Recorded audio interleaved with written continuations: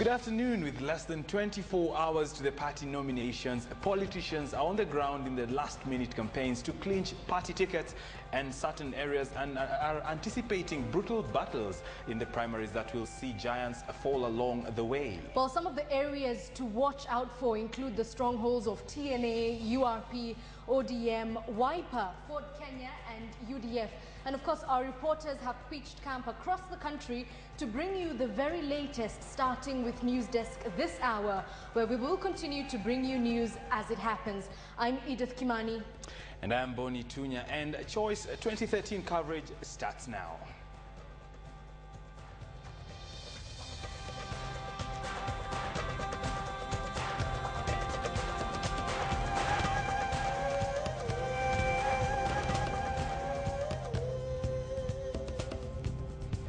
We begin our Choice 2013 coverage in Kisumu City, where violence erupted overnight ahead of a fierce ODM party primary expected tomorrow. John Alan Namu is in the Lakeside City and joins us now with the very latest on the situation there. Over to you, Namu. Well, thank you very much, Edith Kimani. Yes, indeed, we are here in Kisumu County alongside the famous Oginga Odinga Street, a street named after a man who, wherever he is right now, will be looking upon this election with very keen interest, because three of his scion will be competing not just here but across the country. Of course, Prime Minister Raila Odinga being a presidential candidate. Here in Kisumu, Ruth Odinga, another daughter of Oginga Odinga, being a gubernatorial candidate, and over in Siaya, her older brother Oburu Odinga being keen to take that contest as the governor in Siaya County. But of course, that will happen tomorrow, as you said very correctly, Edith and Bonnie. This is an election which will likely see one of the highest attrition rates that we have seen yet. If going by past elections is anything to go by, with a 70% attrition rate of parliamentarians, many of them not returning. Now, this street doesn't look very busy now, but intermittently it is, with the big trucks of politicians passing by now and again, making noise about their campaigns on this very last day of campaigns before the party nominations, the big dance here in Kisumu and across Nyanza, in different parts of this country, of this part of the country rather. Now, one key concern here, especially in the recent hours, has been one of security, one that we were unfortunate enough to witness and bring to you now. The story of Seth Adui Kanga, a county representative aspirant for Milimani Market Ward, was arrested yesterday and taken to the Kisumu Divisional Police Headquarters, where some of his supporters went to ask what was going wrong, and what followed were very tense moments ending in a violent clash. Here's that report filed from about 2 a.m. last night.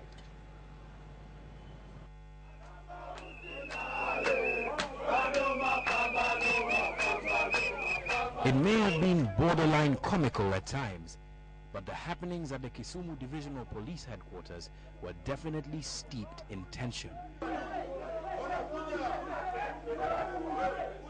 with protesters pushing the police. And a few minutes past 11 p.m., the police pushed back.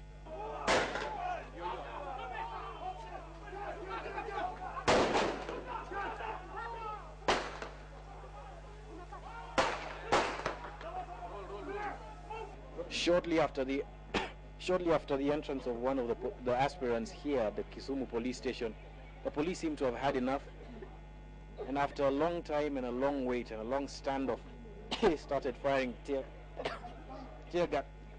gas into the air, clearing the crowd.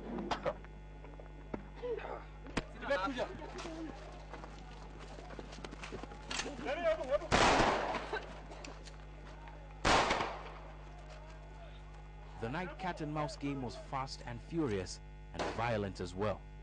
Moving, officers! Let's move!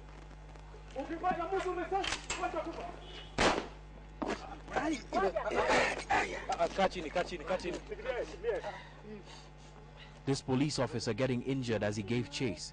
He was shot in the leg, but it's unclear whether the bullet came from fleeing protesters or from his fellow police officers.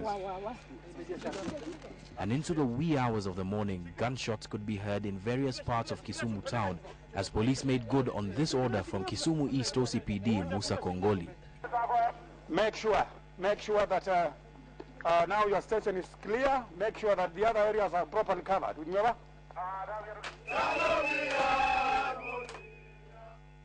The situation began to unfold early evening Tuesday after ODM County Representative aspirant Seth Adui Kanga, the immediate former councillor representing Milimani Market Ward, was asked to go to the police station to assist in an investigation that the police were carrying out about him. There were 100 rungus and bunkers which were bought within one of the shops within the town, and somebody was suspected they were being prepared to disrupt the nomination. So the police moved in and one suspect was nailed and placed in, and the investigations were still being carried on. So the instigation was that they needed their aspirant to be released, which we were saying that it was not in order, especially during the night, to do that. What would follow were hours of a build-up of tension, with ODM parliamentary and gubernatorial aspirants coming in and out of the station and trying to calm the increasingly irate crowd. Things came to a head when Kisumu County Governor aspirant Ruth Odinga came in to do the same. The excited crowd poured into the station after her, causing this reaction from the police.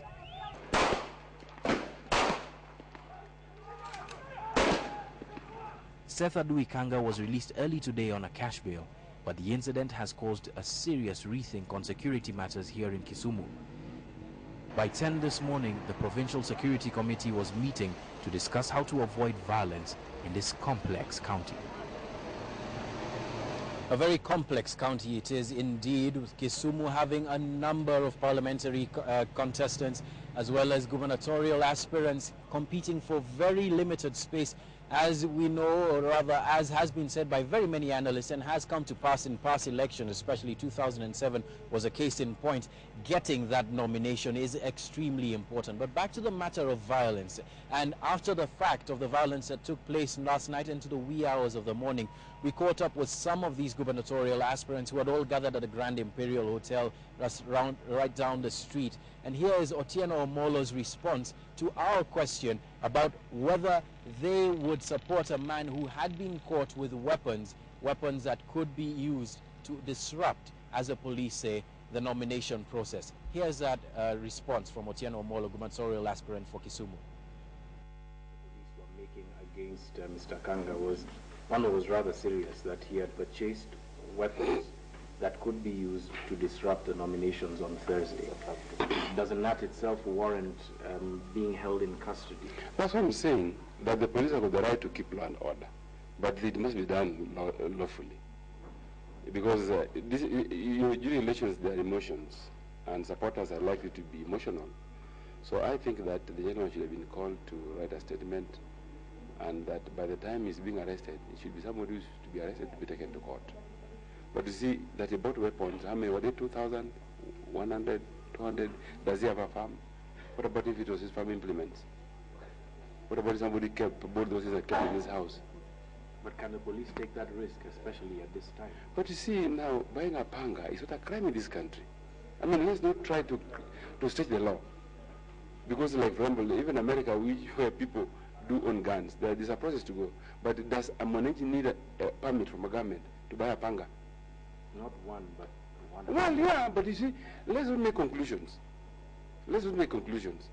I think it is wrong to handle a candidate in a manner that has been done, because emotions are there, and this is not just the ordinary time. And I still insist and repeat, the police have got a role to keep law and order, but that must be done within the law. Okay. Yeah. Very interesting response from the gubernatorial aspirant there, especially with respect to being found with weapons that could harm members of the public, one that no doubt will be challenged in legal and official quarters, not just here, but by the security apparatus countrywide. Another person who was there to give her response and her understanding of what happened last night was gubernatorial aspirant Ruth Odinga. Here's what she had to say about the police's response to an unfolding and tense situation. talking from a point of view that I'm actually saying that I'm disappointed with the way the disciplinary forces, the police, have handled the case with the crowd. Because I came and found a crowd that was just outside waiting and demanding to know why that person was involved. I, for one, had been in Imperial Hotel in an interview with Radio Ramogi. So by the time I walked out and went home, as when I was changing to go to bed, I was told that Mr. Dewey, who is one of our fellow aspirants, had been taken into the police custody. My only reason to come there was to find out why he had been taken in. Not to say that I was coming in to disrupt the law. But when I walked into the station, of course, those sentiments and the violence from last night are the subject of a very serious meeting here in Kisumu at the Tomboya Labour Office between the IEBC regional monitor as well as the provincial security team, including the provincial commissioner, Mr. Oletito, between themselves and the people who are going to be giving themselves up, offering themselves up for ballot tomorrow, the aspirants, with very, very stern words coming from the provincial security apparatus that nobody but nobody will be spared should there be violence tomorrow. Very keen to send that message to the aspirants who themselves were also trying to hold the thread of peace together. Sophia Wanuna, our reporter, as well as Zubeida Kome are on that beat. And across the county, we're also looking at other key contests. In Siaya, we have Aaron Ocheng looking at the key contest between another Odinga family member, Oburu Odinga, competing up against a person who is perhaps even more famous than his father was, or at least as famous as his father was here in Kenya. Malik Obama, the relative of U.S. President Barack Obama, who is running as an independent there in Siaya. Other contests, of course, in Migori, as well as Homa Bay, with the senatorial battle there in Homa Bay, especially between Otieno Kajwang and a number of others who have challenged his legitimacy to even run as a senatorial candidate, hotting up over there. But back to you, Edith. Thank you very much, John Alanamu. But before we let you go, allow me to just ask a few questions. Obviously, very critical contest, as you've mentioned, and the politicians you've spoken to, or the aspirants, seeming very nonchalant about the violence. Do we expect that this is a situation that will be replicated tomorrow, that of violence? Well, that's what the security apparatus rather is hoping against, the security apparatus as well as the aspirants, and a lot of the people here are hoping against. A very complex history of Kisumu notwithstanding, people remember that there is a very serious threat to violence, and some of the aspirants said Kisumu will be watched very closely by the rest of the country. So no, nobody's hoping for that. There is a possibility of that now that what happened yesterday did happen. But security is being employed and deployed in different parts of this county to make sure that it doesn't happen on this last day of campaigns and going forward into the nominations and when the results come out. Nyando was another key area where there were allegations that yet another aspirant was caught in possession of illegal weapons, those being machetes and rungus, again trying to disrupt the electoral process, Edith. All right, and still on the matter of security, the local police officers there are saying that they're going to make sure no violence is caused. But have we seen any any more police from other regions deployed to that region? I'm sorry, Edith, I seem to have lost you. Would you just repeat that again? All right, have you seen any more police officers, a bigger contingent of police officers, apart from that one in Kisumu City, deployed to the region ahead of tomorrow's Edith, or perhaps I can get my studio director here to repeat.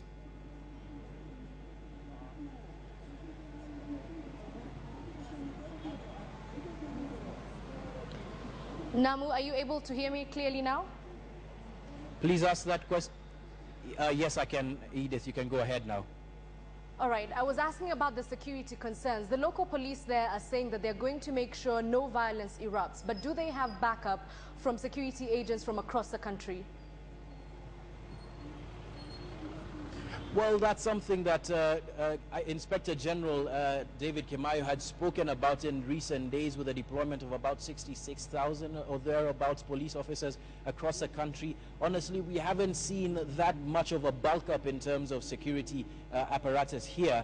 But the pledge here, especially from the OCPD and the PPO, as well as the PC, is that there is going to be an increased contingent of security officers around the polling centers and in some of the hotspots, some of the places that have been prone to violence between gangs and between rival parties. So that is something that is being hoped for, but right now, as you can see, is pretty absent, Edith.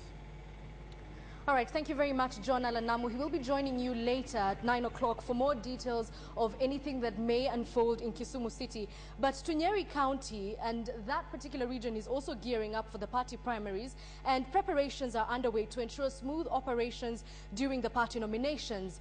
In Nyeri, and indeed the largest central Kenya region, the National Alliance Party, or TNA, is the popular party. And most aspirants are hoping to clinch, naturally, the TNA party ticket. Other parties such as the Grand National Union, GNU, also have a hold in Nyeri, although GNU already conducted its party primaries last Saturday. So far, peace seems to have prevailed in Nyeri prior to the nominations, and officials are optimistic of a peaceful nomination process. Joining us now from Nyeri County is Karon Derry with the very latest from that region.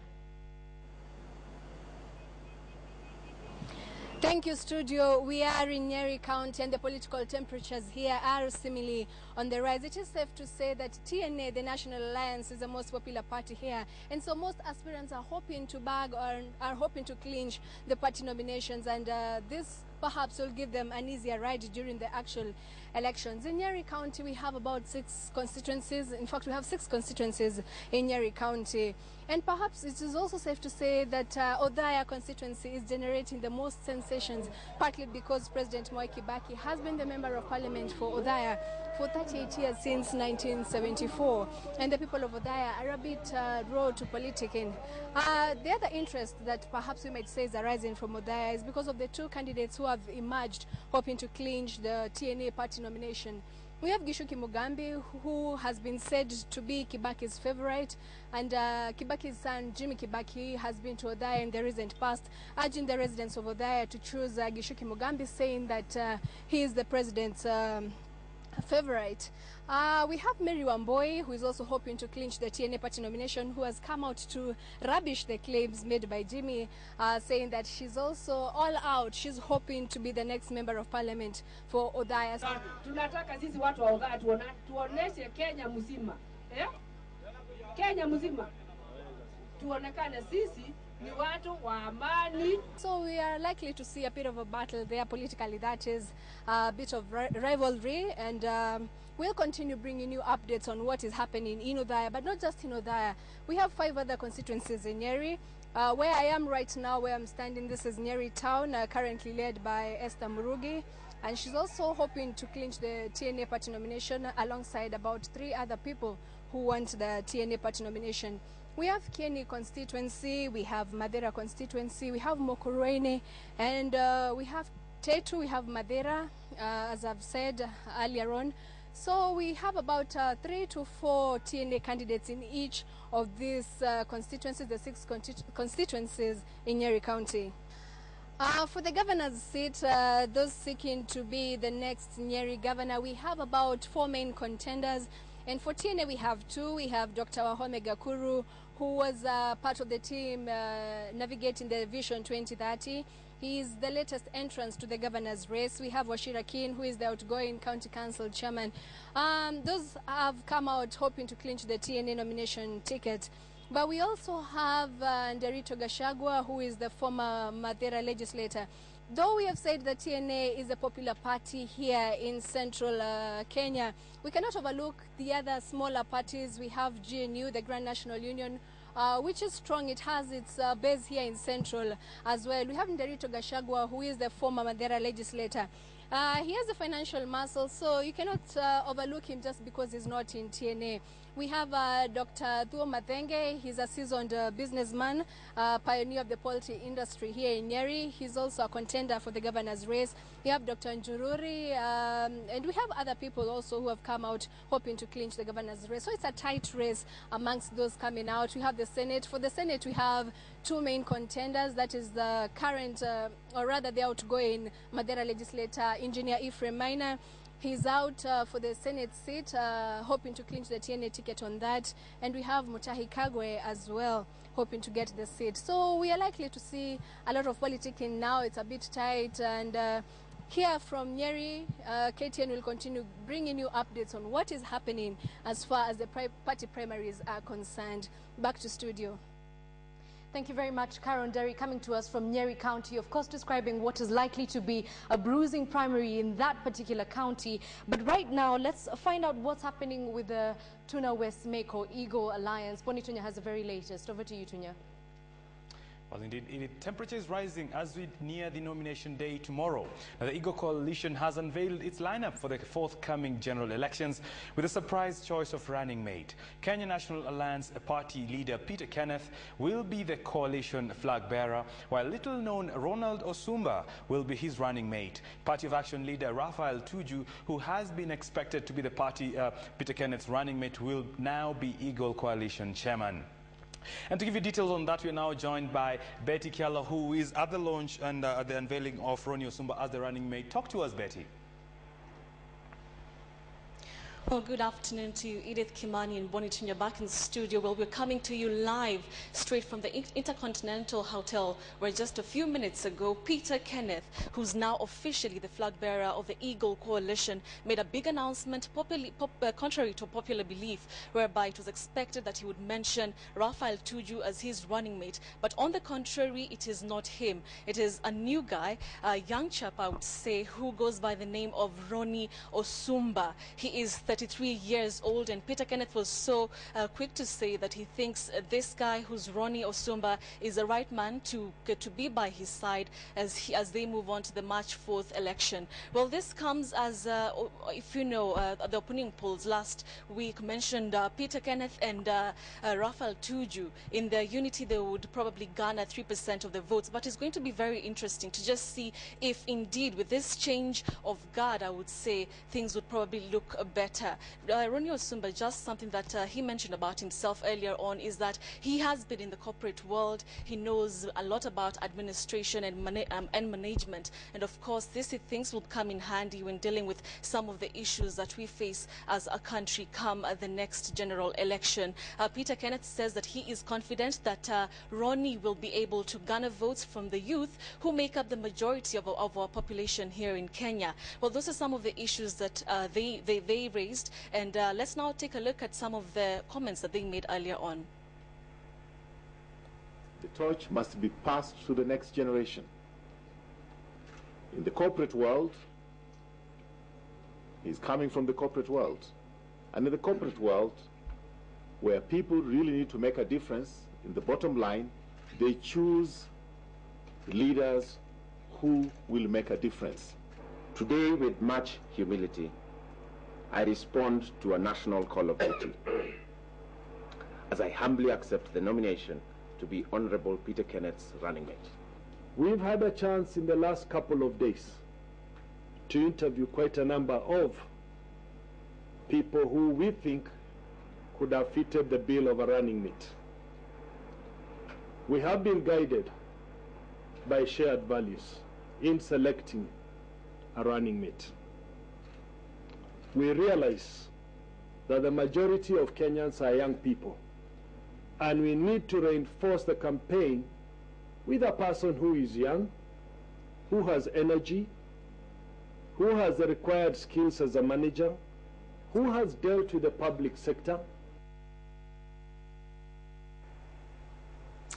Well, that is Peter Kenneth, who is now the official flag bearer of the Eagle Coalition, together with his running mate, Ronnie Osumba, a young chap, 33 years of age, and together they feel and they think that Kenyans, and especially the youth, will see them as the preferred presidential candidate rather. And of course, it's going to be very interesting to see. He's just a new face. He has been introduced into politics. He's not a face that Kenyans are used to, but of course it's going to be very interesting to just see how their campaigns, if their campaigns will go higher, and or if this is going to affect them either negatively or positively. We'll be getting a look at that, and of course we'll have all these details in our subsequent bulletins. Back to you, Bonnie Tunya, in studio. Well, many thanks. Betty, I wanted to ask a question very quickly, though Betty has already left. Other than age, what was the other reason for naming Ronnie Osumba? Of course, Betty will be giving us that answer in subsequent bulletins. Moving on, still on campaigns, and Kiambu gubernatorial aspirant James Nyoro has decamped from the National Alliance Party to Water Minister Charity Ngilu's NAC. Just a day shy of the fierce TNA party primaries, Nyoro qualifies for a direct nomination under NAC to contest for the governor's seat in Kiambu County. Predominantly a TNA zone had attracted 4 gubernatorial aspirants under the TNA ticket. Now Nyoro now sidesteps a brutal nomination contest that would have seen him face off with immediate former Juja Member of Parliament William Kabogo, businessman Mwaura Ngarari, and former Limuru MP George Nyanza, all seeking the TNA ticket. NAC is affiliated to TNA in the Jubilee Alliance. There has been wide consultation with the people here, and to a large extent with the people of Kiambu. This is not a decision I would have made alone. And I told a number of people who are calling me at night, asking me for different directions. I said, no, I cannot make a decision alone, because now I'm carrying a whole constituent of people of Kiambu. Kenyans need to know that we as a party are looking for quality, for people who are going to change the lives of Kenyans. It is just not about who becomes a leader where. It is the things that people believe in. Now, some are joining the race, some are quitting. Regional Development Minister Fred Gumo has quit active politics but said he will campaign for Prime Minister Raila Odinga. The immediate former Westlands MP announced his decision on Wednesday, a day before Cord's nomination. Gumo had indicated his interest for the Nairobi Senate seat under ODM and was to battle it out with former Makadara Member of Parliament Ruben Dolo and immediate former Kasarani MP Elizabeth Ongoro for the slot in Nairobi nominations for the Cord ticket. I have decided to retire from politics peacefully. Not because of anything. I know if I run for any seat, I can still win. But I have thought that I also need my own time. I'm now 66 years old, and I think I have done enough for the last 38 years. I now need to have free time so that I can travel all over the world, all over my country, and enjoy myself. Let's talk business now. We'll start with a look at how the NSE is performing with factors to watch in the African market. And the bull run extended this trading session, closing 30 points shy of the 4,500 target level at 4,447.68 points. This positive sentiment was echoed in the other indices as they surged forward, closing at 2-year highs. Foreign investors were dominant in the session, accounting for about 51% of the total market turnover of about 520 million shillings. And more importantly, sustaining their long position on majority of the counters. Now, the foreign investors were active in the blue chip counters, pushing them to the 52-week highs, which remained optimistic that the NSE will breach the 4,500 level. And if it does so, then the next target level is 4,700. Now, some counters in the mid-cap index remained undervalued, offering greater room for capital appreciation. Let's go to Uganda, where Uganda's tight monetary stance to combat inflation has sharply slowed the economic growth, but medium-term growth will reach its potential level of 6% to 7% in that market. And in Madagascar, Madagascar's President Andry Rajoelina said on Tuesday he would not run in May elections, bowing to international pressure to give the island nation a start fresh after the coup that brought him to power. Now, the wooden fishing boat navigating Nigeria's mangrove swamp is powered by a generator balanced above its volatile cargo. Shimmering crude oil fills its hull almost indistinguishable from the polluted water in the Greek. Elsewhere in Nigeria markets, the government earned gross revenues to about 581 billion naira, just about 3.7 billion US dollars in December, an increase of about 2% in the previous month owing to higher oil exports and despite problems with the production. Botswana's consumer inflation was flat in December, 7.4% year-on-year, as the same in November. The statistics agency in that market has confirmed. Now, France pledged on Tuesday to keep troops in Mali until stability returned to the West African country, raising the specter of long campaign against Al-Qaeda-linked rebels who held their ground despite the 5th day of air attacks. Let's go down south, where the rand fell more than 1% on Tuesday as foreigners sold South African assets on the nervousness about the outlook of job cuts announced by Anglo-American Platinum raised the prospect of more strikes. South African stocks fell for a third straight session on Tuesday as retailers such as Mr. Price and Woolworth were hit by concerns that they were overbought after months of sharp gains in the South African market. Now, Asian shares erased modest gains to edge slower on Wednesday as caution investors are waiting for more clues about the global growth outlook, while the pause in the yen's decline spurred profit-taking in Japanese equities after their recent rally. Finally, Brent crude rose towards $111 a barrel on Wednesday on hopes of a revival in the demand growth in the world's top oil-consuming nation, that is the U.S. Now, retail sales beat forecast on oil and inventories there rose far less than what was expected in that market. And those are the factors to watch in the African market. Now you know where your money is and where it needs to go. To other news, analysts say that the iPhone 5 isn't selling as expected, causing Apple shares to fall below the $500 mark Monday. The sale of shares dropped to 2% in early trading Tuesday. According to reports, the company cut orders for iPhone parts because of weaker than expected demand, or the drop continues a trend that began back in September after the debut of the iPhone 5 set an Apple stock record, closing at more than $702 a share. Now, the company is facing increased smartphone competition from Samsung, Nokia, HTC, and LG. Now, from that technology, let's talk more technology, as I'm joined now in studio by the CEO of CompuLinks Limited, Sailesh Savani. Karibu sana. You actually happen to be the first business guest on this show this year. Shukru sana. It's a pleasure. You have the 3 billion in 3 years target. That's what we talked about last year. How far is that? We've just started that on course, and I think we're moving in the right direction. There's what got us here will not get us there, for sure. So there's a lot of change in thinking, change in our approach to market. Correct. And the way we want to get to 3 billion is a complete different strategy. Now, Sailesh, your company has been responsible for a lot of software, especially targeting the big business. We're talking about Nakumatt, KU. Is this a trend that you want to carry forward in the next coming year? As I said, what got us here will not get us there. So typically our target is, yes, we want to play with the big boys. Of course, we're making a big difference there in their businesses. But moving along, I think we're taking cognizance of the SME segment, which is a great segment. We all know that it's providing more than 80% of employment in the country. And as the landscape is changing, the hardware landscape, for example, there's so much hardware abundantly available at affordable prices. If you look at the tablets, the smartphones, and so on. Now, how do we complement that with real business solutions? That's where we come in. Correct. So we are saying we're making business applications that will complement the availability of hardware at an affordable rate. So we're completely changing the business model, and we're going to the market with our product called Core Lite, which is basically targeted towards the SME segment, the mom and pop stores, the corner stores, the retailers. How exactly does that work? We're coming up with a rental model. So you rent our software. You do not pay a humongous upfront price, but you pay as you go.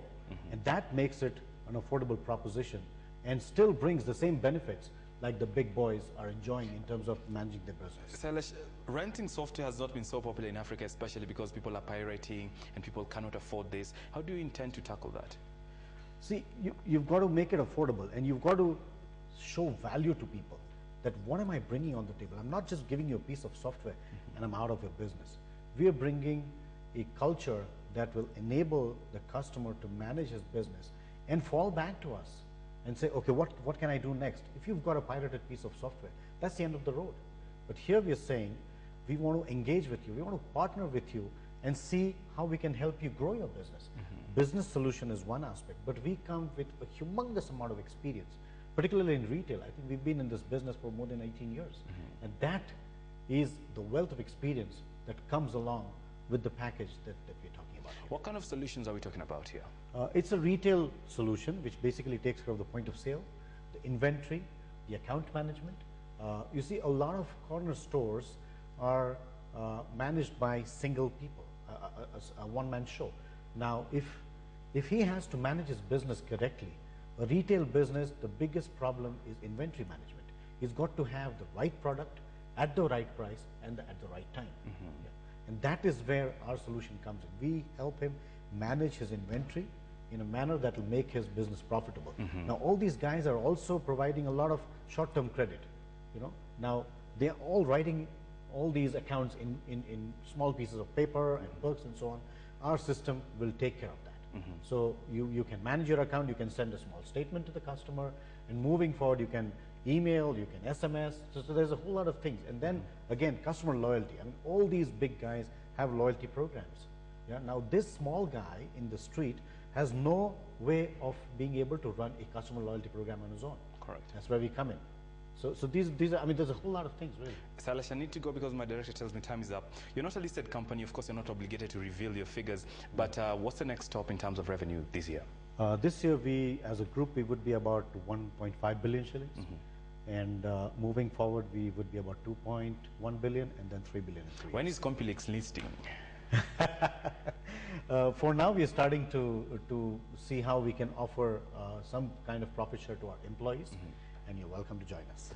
Well, indeed. Sailesh Savani, CEO of Compilinks, many thanks for speaking to us at the news desk. Just before we wind up business, Japan's two main airlines have grounded their Boeing 787 Dreamliners after one was forced to take an emergency landing because of battery problems. The All Nippon Airways, if you like ANA, grounded its fleet of 17 Dreamliners when its flight NH692 from Yamaguchi was forced to land shortly after takeoff. Now, Japan's airlines followed suit, saying it would ground its fleet of 787s from 16th January until further notice. This is the latest setback for Boeing, and its problems hit Dreamliner planes in recent weeks. Now, Dreamliners have suffered issues including fuel leaks, a cracked cockpit, window braking problems, and electrical fire. There have been 6 separate safety incidents with Japanese-owned 787s in the last week and a half, but they are not all equal. The incident Monday was by far the most serious. Smoke inside an aircraft while the flight is on, as always, is a serious matter. That's why the plane was so quickly diverted, and probably why the ANA and JAL have now ordered their fleets to be grounded. And this is the point where we wind up this show. Our director telling us that the lady who stole the train is his new hero. And our Did You Know fact of the day comes from yours truly, Bonnie Twinya. Well, let me try a fast one. These facts you don't need to know. Now, according to the Orthodox calendar, they actually celebrated Christmas on the 7th of January 2013. But of course, Edith, worth noting is that mobile money transfer, let's call it M-Pesa, it's getting to the UK now. I know, and M-Pesa has been in the UK for a while now, but congratulations to them on that big What are step. they doing with their lives? Finally catching up with Kenyans. And remember, Choice 2013, our in-depth coverage of the party primaries will continue in our subsequent bulletins. If you want to catch up with us on Twitter, the hashtag to use is hashtag Choice 2013. I'm Edith Kimani. And I'm Bonnie Twinya. Good afternoon.